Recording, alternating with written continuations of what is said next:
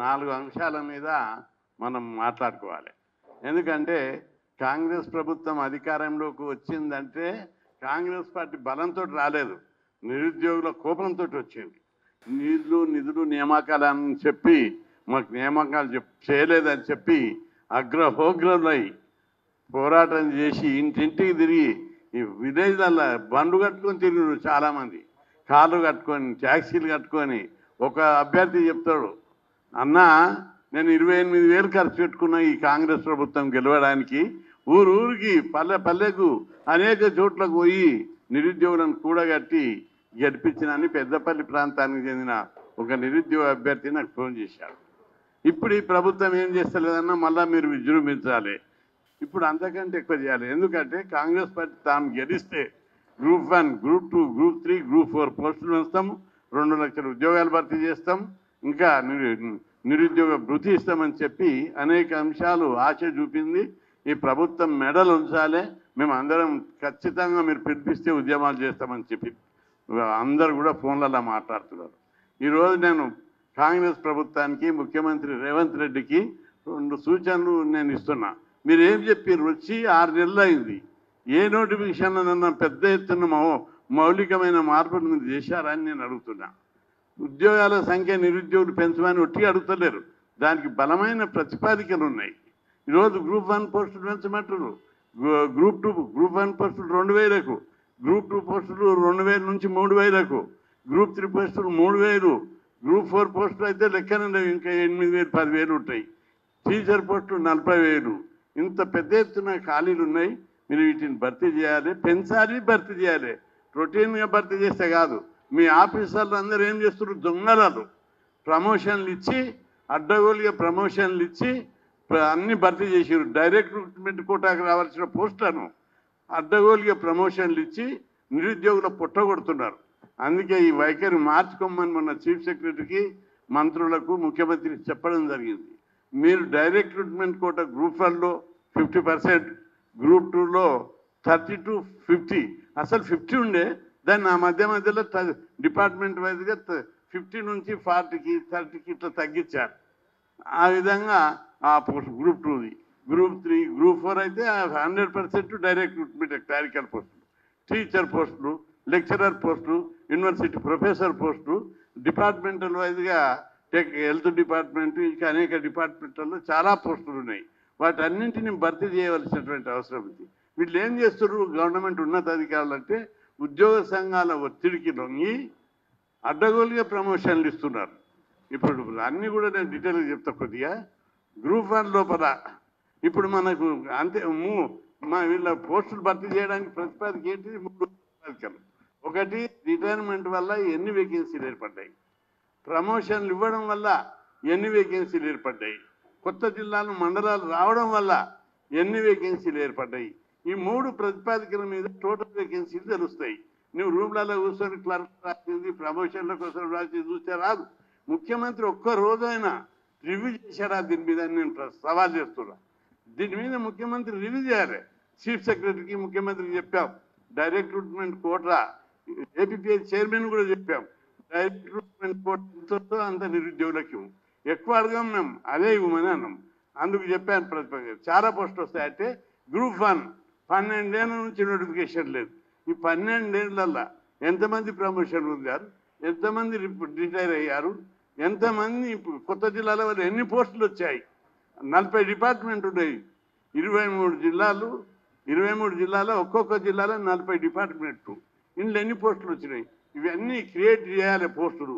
చాలా జిల్లాలో కొత్త పోస్టులు క్రియేట్ చేయలేదు, దొబ్బుకొని పోతా ఉన్నారు. దాంతో వరకు పాలన సామర్థ్యము దెబ్బతింటుంది. యంగ్ అండ్ ఎనర్జెటిక్ వాళ్ళని రిక్రూట్ చేస్తే పాలన సామర్థ్యం పెరుగుతుంది, ట్రాన్స్పరెన్సీ పెరుగుతుంది, కరప్షన్ తగ్గుతుంది. యూత్ బాగా చేయాలని కృషితో వస్తారు. కాబట్టి ఇవన్నీ చర్చ చేయడం జరిగింది. అందుకే ఈ కొత్త జిల్లాలు ఎన్ని వచ్చినాయి, 23 కొత్త జిల్లాలు వచ్చాయి, 30 రెవెన్యూ డివిజన్లు వచ్చినాయి, 131 మండలాలు వచ్చినాయి, 7 76 మున్సిపాలిటీలు వచ్చాయి, 130 పోలీస్ సర్కిల్ సబ్ ఇన్స్పెక్టర్ స్టేషన్లు వచ్చినాయి. అదేవిధంగా 4,500 గ్రామ పంచాయతీలు వచ్చాయి. దీనికి తోడు 76 మున్సిపల్ కార్పొరేషన్లు, 7 మున్సిపల్ కార్పొరేషన్లు వచ్చినాయి, 76 మున్సిపాలిటీలు వచ్చినాయి. అదేవిధంగా ప్రతి డిపార్ట్మెంట్లో చాలా పోస్టులు ఉన్నాయి. వీటన్నింటిని లెక్కించాలని చెప్తే మా దగ్గర కూడా ఈ లెక్కలు ఏమంటే మీ దగ్గర ఎందుకుంటాయి ఈ లెక్కలు, అడ్డగోలుగా పెట్టడం మీకు ఎందుకుంటాయి, మీరు మీటింగ్ పెట్టి చీఫ్ సెక్రటరీకి చెప్పాం, మీరు మీటింగ్ పెట్టినప్పుడు మమ్మల్ని విలువండి, మీకు అంత తప్పుడు సమాచారం ఇస్తే నాకు కాగితాలు ఫైలు చూస్తే తెలియదని చెప్పాడు. అందుకే ముఖ్యమంత్రి కూడా ఈ వేదిక ద్వారా ఇప్పుడు పోతుంది ఆయనకు ఖచ్చితంగా చెప్తున్నా, వేకెన్సీలు మేము డైరెక్ట్ పెట్టుకుంటే ఎంత వస్తే అంత ఇవ్వు, ప్రమోషన్కి ఎంత ఇవ్వాలని అంత ఇవ్వు, కానీ మా నిరుద్యోగుల కోటాను మాత్రం ఇవ్వకపోతే ఇచ్చే వరకు వదిలిపెట్టాం. 1994 లోపల అప్పుడు రామారావు ముఖ్యమంత్రి వచ్చాడు. అప్పుడే అంతకుముందే విజయభాస్కర్ రెడ్డి గారు నోటిఫికేషన్ ఇచ్చాడు. అప్పుడు డైరెక్ట్ పెట్టుకోవటం రాలేదు. అందరు నిరుద్యోగులంతా ఇప్పుడు అడిషనల్ కలెక్టర్లు, ఆర్డీఓలు ఉన్న వాళ్ళు అందరు నా ఎంబడి తిరిగి వాళ్ళు. ఇప్పుడు చంద్రారెడ్డి, ముకుంద్ రెడ్డి, సూరజ్, ఇంకా చాలామంది ప్రతి జిల్లాలో ఉన్న అడిషనల్ కలెక్టర్లు, డిఆర్ఓలను అడుగుని ఎట్లొచ్చాడు వీరాని. 94 బ్యాచ్లో గ్రూప్ 2 వచ్చడం అంటే నా ఎంబడి తిరిగి వాళ్ళే వాళ్ళంతా. అందరం తిరిగి వాన పడుతుంటే కూడా దండ చేసాం ఎన్టీ రామారావు దగ్గర. చంద్రబాబు వ్యతిరేకించాడు ఆ రోజు. ఒకసారి గ్రూప్ 2లో 390 గ్రూప్ 2 డీటీలు ఇచ్చారు. అట్లా ఏసీటీ వాళ్ళు కూడా పెద్ద సంఖ్యలు ఇచ్చారు. కొత్త గవర్నమెంట్ రాందడే అప్పుడు రెవెన్యూ చంద్రబాబు గారు రెవెన్యూ మినిస్టరు ప్లస్ ఫైనాన్స్ ఉంటే ఆయన రిప్రజెంట్ చేశారు ఉద్యోగ సంఘాలందరూ. సార్ ఇవి చాలా పోస్టులు ఉన్నాయి, ఒకటేసారి 400 దాదాపు 400 డీటీలు గ్రూప్ 2లో పోస్ట్ చేస్తే మాకు ఇక ప్రమోషన్లే ఉండేవి, వీళ్ళు 30 ఏళ్ళు ఉంటారు అని చెప్పారు కదా. ఆయన ఆపేసాడు. మేము రోజు ధర్నా చేసినాం. ఏసీటీ వాళ్ళు అట్టే చేశారు, ఏఎల్ఓ వాళ్ళు అట్టే చేశాడు, అన్ని పోస్టులు ఇట్లా చేసినట్టు కదా. మేము ధర్నా చేస్తే రామారావు వాన పడుతుంటే వచ్చాడు, బనీర్ మీద వచ్చాడు ఆయన అక్కడ బంజారా హిల్స్లో వచ్చి ఎవరు అంటే కృష్ణన్నతో పాటు అందరు నిరుద్యోగులు యూనివర్సిటీ వాళ్ళు వచ్చారంటే పిలిపించాడు వర్షంలో. ఆయన కూడా తడిచాడు. అప్పుడు జయప్రకాష్ నారాయణ ఓఎస్డి ఆయన ఈఎస్ పిలిపించి ఆయనను వినిపించాడు. కంప్యూటర్లు కూడా అప్పుడే వచ్చినాయి. పిలిపించి ఏంటిది అన్నాడు. అంటే మా వాళ్ళు 390 మందికి ఇంటర్వ్యూలు తీసుకున్నారు డీటీలుగా, పోస్టులు లేవంటున్నారు, అది పద్ధతి కాదు అంటే నన్ను అడిగారు, కృష్ణయ్య గారు నువ్వు నిజాయితీగా మాట్లాడుతావు, నాకు గౌరవం ఉంది, ఉన్నాయా అన్ని పోస్టులు అంటే ఉన్నాయని చెప్పిన. లెక్కలు చేసేవాళ్ళు ఏపీపీఎస్కి పంపించారు. అప్పుడు ఏపీపీఎస్సీ టీఎస్పీఎస్సీ కాదు. పంపించారు అంటే జయప్రకాష్ ఇచ్చాడు. ఏమిటి ఇలా సంగతి అంటే సార్ ఉద్యోగ సంఘాలు అన్నీ వ్యతిరేకిస్తున్నాయి అంటే డ్రో కృష్ణయ్య గారు చెప్పారు. వీళ్ళందరూ వచ్చారు, ఆడపిల్లలు కూడా వచ్చి దండా చేస్తున్నారు. వీళ్ళకి 24 గంటలు ఆర్డర్ ఇచ్చేయాలి, ట్రైనింగ్ పీరియడ్ డిక్లేర్ చేయండి ప్రొబేషన్ అని చెప్పారు. వెంబడే 24 గంటల్లో మీరు ఆ బ్యాచ్లను అడగండి ఎట్లా ఉద్యమాలు చేస్తే ఎట్లా వచ్చినాయో. కాబట్టి 2005లో కూడా ఇట్లా జరిగింది. ప్రతిసారి డైరెక్ట్ పెట్టుకుంటూ తక్కువ చేస్తుంటే అప్పుడు మేమంతా పెద్ద ఎత్తున ఉద్యమాలు చేసి డిపార్ట్మెంట్ తిరిగి వార్నింగ్ ఇచ్చి ప్రిన్సిపల్ సెక్రటరీలకు డైరెక్టర్లకు ఇస్తే పోస్టులు పెంచారు. ఇప్పుడు మీ అందరికీ నేను మనవి చెప్తా, ఇప్పుడు మీ అందరి దృష్టికి పెడుతున్నా, మనం గట్టిగా పోరాడితే పోస్టులు అన్నీ పెరుగుతాయి. గ్రూప్ 1లో 563 ఇచ్చాడు, వాస్తవంగా 2000 వరకు ఉన్నాయి. మేము చూపెడతాం, పెట్టు మీటింగ్. గ్రూప్ 2 ఇచ్చాడు, వాటికి 2000 నుంచి 3000 పోస్టులు డైరెక్ట్ పెట్టుకోవటం వస్తాయి. కేటగిరీలకు కూడా తగ్గించారు.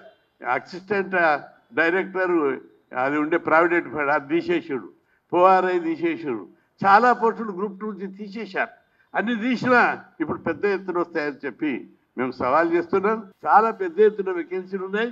మీరు ఉన్నత స్థాయి మీటింగ్ పెట్టి నిరుద్యోగులను, అశోక్ లాంటి అన్వర్ లాంటి వాళ్ళను, నేనైతే బాగా పోరాడుతున్నాడు, ధర్నాలు చేస్తున్నాడు, ఆయనను అందరినీ పిలిచి మీటింగ్ పెట్టు, మీ హృదయాలు కరగకుండా మాకు ఎన్ని రావాలో అవి మీకు ఆపరేషన్ చేసి చూపెడతాం. కాబట్టి ముఖ్యమంత్రి గారికి ఏమాత్రం చిత్తశుద్ధి ఉన్నా నిరుద్యోగుల పొట్ట కొట్టొద్దు అనుకుంటే డైరెక్ట్ రిక్రూట్మెంట్ కోట ఎంత వస్తే అంత ఇవ్వమని ఈ వేదిక ద్వారా ఇవ్వకపోతే యుద్ధమే జరుగుతుందని కూడా హెచ్చరిస్తున్నా. మేము వదిలిపెట్టే ప్రశ్నే లేదు. ఇప్పుడు కాదు, 1979 సెప్టెంబర్ 4 పేపర్ తీసుడు మీరు నిరుద్యోగ సమస్య మీద ఆ రోజుల్లో చెన్నారెడ్డి గారు కొద్దిగా మొండి వైఖరి అవలంబించాడు. వెంటనే మేమందరం పెద్ద ఎత్తున ఉస్మాన్ యూనివర్సిటీ నేను అప్పుడు లా కాలేజ్ ప్రెసిడెంట్ కూడా అందరితో మీటింగ్లు పెట్టి జాయింట్ యాక్షన్ కమిటీ చేశాం. అందులో ఎస్ఎఫ్ఐ, ఏఎస్ఎఫ్, పీడిఎస్ అప్పుడు బలంగా ఉంది, రాడికల్స్ కూడా బలమైన, డిఎస్ఓ వీళ్ళందరూ కలిస్తే నన్ను కన్వీనర్ చేశారు. మేము పిలిపిస్తే 5,000 నుంచి 6,000 మంది సుందరయ్య పార్క్ నుంచి సెక్రటరీ దాకా ర్యాలీ తీశాం. పెద్ద ఎత్తున వాళ్ళు పోలీసు వాళ్ళు మాతో సమానంగా పోలీసులను పెట్టారు. కానీ వినలేదు మా వాళ్ళు. రాళ్లతో కొడితే పోలీసులు కూడా పెట్టారు. అప్పుడు క్యాన్లు తెచ్చి, వాటర్ క్యాన్లు తెచ్చి మా మీద తల్లి దాదాపు 500 మందిని అరెస్ట్ చేశారు. అప్పుడు తెల్లారే ముఖ్యమంత్రి పిలిచి ఉద్యోగాలు భర్తీ చేస్తారని చెప్పి పెద్ద ఎత్తున నోటిఫికేషన్ ఇచ్చారు. ఈ విధంగా నిరుద్యోగులు ఎప్పుడు పోరాడితే తప్ప మీరు ఇవ్వరా అంటే నేను ఇది ఎందుకు చెప్తున్నట్టు మీరు అట్లా చేయండి అని చెప్తలేదు. పోరాడితే తప్ప ఈ ప్రభుత్వాలు దిగిరాలేదని చెప్తున్నా. కాబట్టి నిరుద్యోగ సహోదరులు రాష్ట్ర వ్యాప్తంగా ఉన్న వాళ్ళు మీరు తిని పడుకొని బుక్సాలు అయితే జాబులు రావు, వచ్చి ఉద్యమాలు చేయాలి. రేపు 20 నాడు జరిగే ప్రోగ్రాంకు పెద్ద ఎత్తున మీరు ఇళ్ళల్లో ఉంటే ఒక పోస్టు 2 పోస్టులే, మీరు ఇట్లా ఉద్యమాలు చేస్తే 100ల సంఖ్యలో పెరుగుతాయి. కాబట్టి పోరాడు చదువు, చదువు పోరాడు అనే నినాదం మీద మీరు కదిలి రావాలని చెప్పి, అది ఒక్క నినాదం జాబ్ కోసమే కాదు, పాలనా రంగం లోపల సమర్థులు యువకులు వస్తేనే పరిపాలన సవ్యంగా సాగుతుంది. ప్రభుత్వానికి కూడా నేను సవాల్ చేస్తున్నా, వీళ్ళను అందరినీ గౌరవిద్దాం ఎంప్లాయీస్ను, కానీ యువకులు ఎప్పుడైతే యువరక్తం పాలనా రంగంలో వస్తుందో, మనకి ఎగ్జాంపుల్ ఐఏఎస్ని చూస్తున్నాం. యువకులు వచ్చిన ఐఏఎస్ను ఉరికెత్తుకుంటా పరిగెత్తుకుంటా చెక్కులు చేసుకుంటా ఎట్లా పరిపాలిస్తున్నారు ట్రాన్స్పరెంట్గా. ఇప్పుడు కూడా గ్రూప్ 1, గ్రూప్ 2, గ్రూప్ 3 వచ్చేటోళ్ళు వీళ్ళు యువకులు ఉప్పొంగే రక్తంతో ఉన్నటువంటి వాళ్ళు, ఉత్సాహంగా పనిచేసే వాళ్ళు. కాబట్టి పాలనా రంగంలో వినూత్నమైనటువంటి ఈ యువరక్తం వచ్చేస్తే మౌలికమైనటువంటి మార్పుకు దోహదపడుతుంది. కాబట్టి రాష్ట్ర ప్రభుత్వం తన మొండి వైఖరిని విడనాడి ఏదో ప్రచారం కోసమే కాకుండా నిజంగా పరిపాలన లోపల మార్పు రావాలి. యువతను పాలన రంగంలో ఉపయోగించాలి. యువత శక్తియుక్తులను, ప్రతిభను, మేధాశక్తిని పాలన రంగంలో ఉపయోగించి రాష్ట్రాభివృద్ధికి దోహదం పడే విధంగా చేయవలసినటువంటి ఆవశ్యకత ఉంది. కాబట్టి ఆ దిశగా నిష్పక్షపాతంగా ఆలోచించి ఓ ఉన్నత స్థాయి సమావేశం పెట్టి గ్రూప్ 1, గ్రూప్ 2, గ్రూప్ 3, గ్రూప్ 4 మా ముంగట మీటింగ్ పెట్టి అన్ని ఉన్నాయో మేము చూపెడతాం. మేము అప్పుడు ఒప్పుకుంటేనే పెట్టు. యూనివర్సిటీలో లెక్చరర్లు ఉన్నారా, ప్రొఫెసర్లు ఉన్నారా, రీడర్లు ఉన్నారా?